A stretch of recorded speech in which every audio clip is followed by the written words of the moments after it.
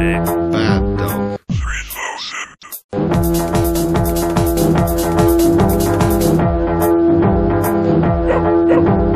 Bad dog. I would like to thank you all for joining me for this wonderful celebration.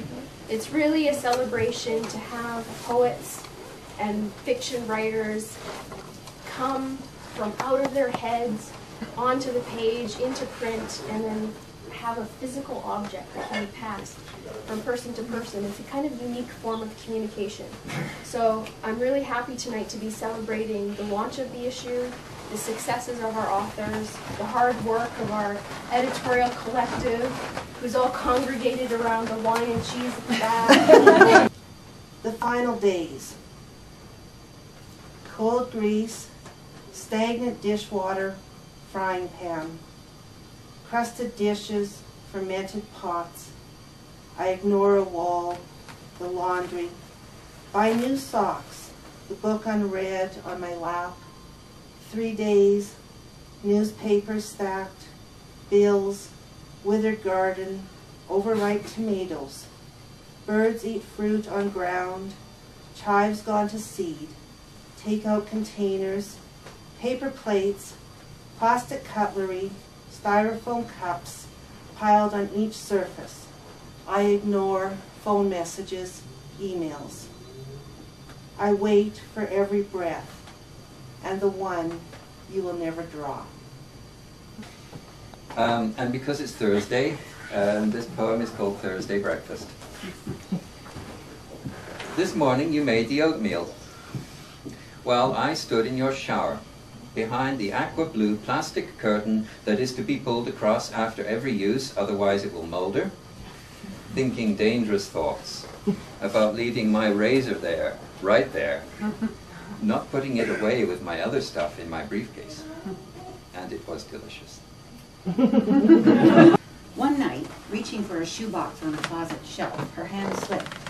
The box fell open and a spill of paper and cloth tumbled through her fingers. Poppies, dozens of them, bleached from red to faded pink, blotched orange, greenish beige, almost 60 years of blossoms. The faint tackiness of mold clung briefly to her fingers as she stooped to pick them up. Some crumbled, each broken flower an obscure rebuke. She knelt on the carpet for a long time, cupping the fragile petals in her palms. In the end, she put a plastic bag of intact poppies into the safety deposit box with her father's medals. Now it's time for this brief public service announcement. Our next deadline for FreeFall is June the 30th for fiction, poetry, nonfiction, and reviews. Our next contest deadline is December 31st, and we have the honor of having the contest judged this year by Austin Clark. The fourth poem is the one that Karen was kind enough to select for the FreeFall competition. And it's called Through the Looking Glass.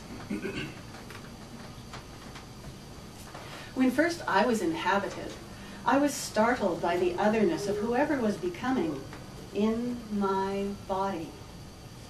Where will he kick next? Someone would ask, hand outstretched to touch the previously private skin swelling at my center. I don't know, I'd answer. It's not me, it's someone else. I grew so preoccupied with being occupied that one day my tongue slipped, trying to utter uterus, said universe, which I was, a dark one, starless, but warm.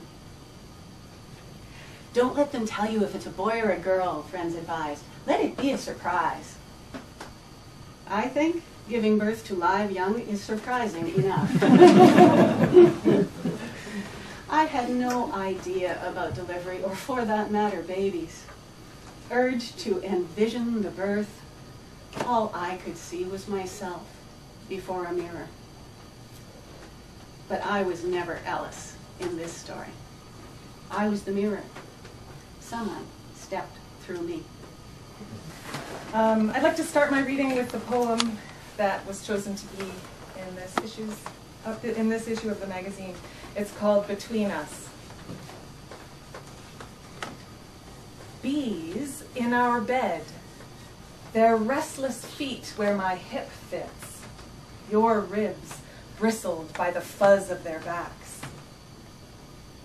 Closer, harvesting the whole length of one another's skin and smell, the bees release their hum and honey.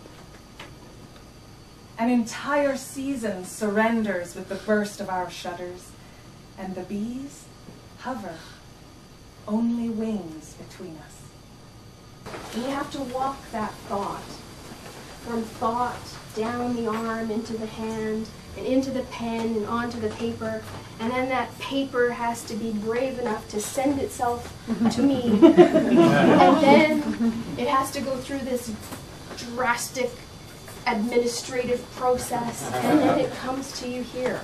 And this is a unique form of communication. And I thank you for sharing this celebration of these wonderful authors with you, and I thank you for spending your time this way. Congratulations, all of you. Thank you.